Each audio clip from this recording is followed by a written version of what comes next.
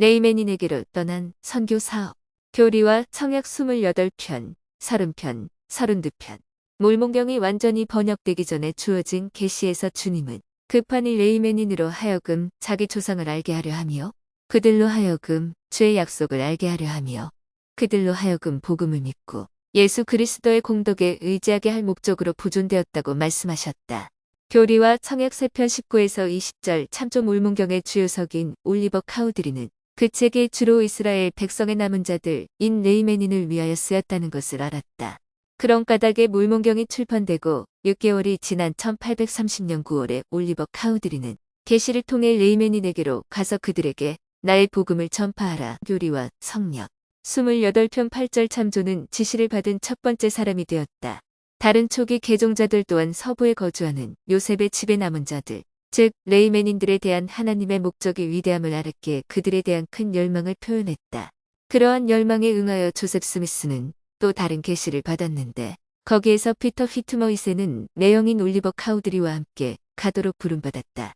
주님은 그에게 내가 입을 열어 내 복음을 선포하고 내 형제들인 레이메닌 가운데 내 교회를 세울 권능을 받은 내 형제의 말과 충고의 주의를 기울이라고 지시하셨다. 교리와 성약 30편 5에서 6절 참조. 그 다음 달인 1830년 10월에 팔리피 프렛과 지바 피터슨 또한 광야로 레이메닌 가운데로 가라는 부름을 받았다. 주님은 그들이 이 힘든 임무를 수행하도록 돕기 위해 그분이 친히 그들과 함께 갈 것이요 그들 가운데 있으리라 고 약속하셨다. 교리와 성약 32편 2에서 3절 참조. 1830년 5월에 인디언, 율법 인디언 리무벌 액트이 통과됨에 따라 아메리칸 인디언들을 재배치시킬 새로운 지역으로 오늘날의 캔자스 주와 오클라호마주가 물망에 올랐다. 따라서 레이메닌에게로 떠날 이 선교사들은 미주리주 인디펜던스로부터 서부에 있는 인디언 준주로 가기로 계획했다. 올리버 카우드리는 이 선교 사업을 떠나기에 앞서 하나님 앞에서 겸손하게 행하며 그분이 성신을 통해 나에게 지시하시는 대로 이 영광스러운 사업을 행하겠다는 성약에 서명했다. 그의 세 동반자도 마찬가지로 이 일에서 충실하게 올리버 카우드리를 돕겠다는 성약에 서명했다. 그들은 청중에게 나눠줄 몰문경 여러 권을 가지고 떠났다. 팔리피 프렛은 그네 선교사가 뉴욕을 벗어나기 전에 버펄로 근처에 있는 한 인디언 세네카 종족을 방문하여 하루 중 얼마 동안 그들과 함께 보내며 그들에게 그들의 선조들에 관한 기록에 담긴 지식을 가르쳤다. 고 자서전에 기록했다. 돌이켜보면 그들의 선교 사업에 일으킨 가장 큰 영향력은 그 여행을 하는 중에 일어났다. 프렛은 자신들의 여행을 계속하다가 오하이오주 멘토에 잠시 들러 개혁침례 협회에 소속된 프렛의 옛 친구이자 스승인 시드니 리그돈을 방문한 것에 대해 들려주었다. 그들은 그에게 몰몬경을 한 권 주었고 그는 그것을 읽겠다고 약속했으며 그런 후 그들은 그 지역의 여러 가정에서 회복된 복음을 가르쳤다. 이 방문의 결과로 마침내 리그돈 씨와 그 밖에 많은 사람들이 우리에게 와서 침례를 받고 안수로 성신의 은사를 받았다. 프레슨 몰문경의 발견 및 그것과 관련된 여러 놀라운 사건들에 대한 소식이 커틀랜드와 모든 주변 지역에 일으킨 전반적인 관심과 동요에 대해 다음과 같이 기록했다. 밤이고 낮이고 사람들이 우리에게 몰려왔으므로 우리는 휴식을 취하거나 개인적인 시간을 보낼 여유가 없었다. 여러 인근 지역에서 모임이 열렸으며 수많은 사람들이 우리에게 와서 각자 자신들의 모임에 참석해달라고 간청했다. 우리는 그 소식을 가지고 인근 지역에 도착한 지에서 3주 만에 127명의 영혼에게 침례를 주었다. 그들이 복음을 가르친 사람들 중에는 아이잭 몰리, 존 모독, 라이먼 화이트, 에드워드 파트리지가 있었다.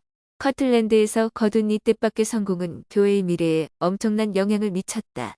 얼마 지나지 않아 커틀랜드는 교회 회원들을 위한 중요한 초기 집합 장소가 되었으며 이후에 교회의 첫 성전이 건립될 장소가 된다.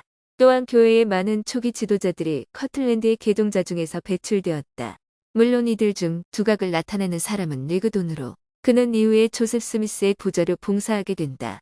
커틀랜드 지역에서 새로 개종한 프레드릭 J. 윌리엄스는 그 네 선교사의 여정에 합류했다. 카우드리와 그의 동료 선교사들의 주요 목적은 원주민 부족들에게 복음을 전하는 것이었으나 그들은 도중에 만난 사람들에게 계속해서 복음을 가르쳤다. 이런 초기의 조우 중에는 오하이오 주 노스 유니언에 있는 쉐이커 공동체와의 만남도 있었다. 쉐이커 교도들과의 두 번째 만남은 신시내티에서 북쪽으로 몇 킬로미터 떨어진 유니언 빌리지에서 있었다. 그 두 번의 경우 모두 선교사들은 셰이커 교도들에게 몰몬경을 주었으나 이 접근법으로는 거의 성공을 거두지 못했음이 분명하다. 유니언 빌리지의 거주자였던 리처드 맥리만은 그 책을 읽고 이렇게 기록했다. 인디언들이 이 몰몬경에서 어떤 유익을 얻을 수 있을지는 모르겠지만 우리가 얻을 수 있는 것은 분명 아무것도 없다. 12월 하순에서 1월까지 이어진 그들의 여정은 쉬운 일이 아니었는데 눈이 깊이 쌓인 겨울에 여행했기 때문이었다. 팔리피 프렛은 일리노이에서 장기가 쏟아져 세찬 눈 때문에 몇몇 지역에서는 눈이 거의 1m 높이로 쌓여 선교사들이 며칠간 여행을 중지하고 그곳에 머물렀어야 했던 경험에 대해 기술했다. 강이 얼어붙어 애초의 계획이 좌절되자 그들은 도보로 여행을 재개했다. 프렛은 광대한 대초원과 다져진 길도 없는 눈 덮인 곳을 480km나 걸었다고 기록했다. 몇 채 안 되는 집들은 서로 멀리 떨어져 있었고 살을 내는 듯한 차가운 북서풍은 언제나 우리 얼굴 쪽으로 불어와 살갗을 벗겨내는 듯했다. 많은 피로와 얼마간의 고통을 겪고서야 우리는 모두 미주리와 미국의 서쪽 끝 변경에 있는 잭슨 군의 인디펜던스에 도착했다.